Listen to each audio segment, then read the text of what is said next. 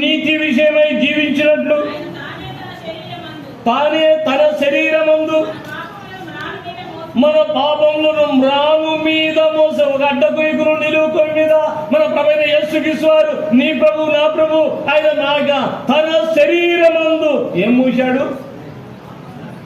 పాపాలు తన శరీరం మీద మోయడానికే శరీరం దాల్చాల్సినట్టుగా అవసరత వచ్చింది.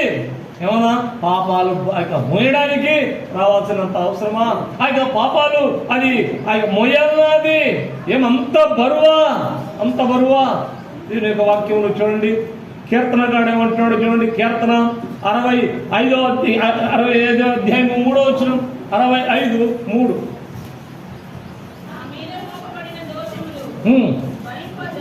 భరింపజాలని నా మీద మోపబడిన దోషములు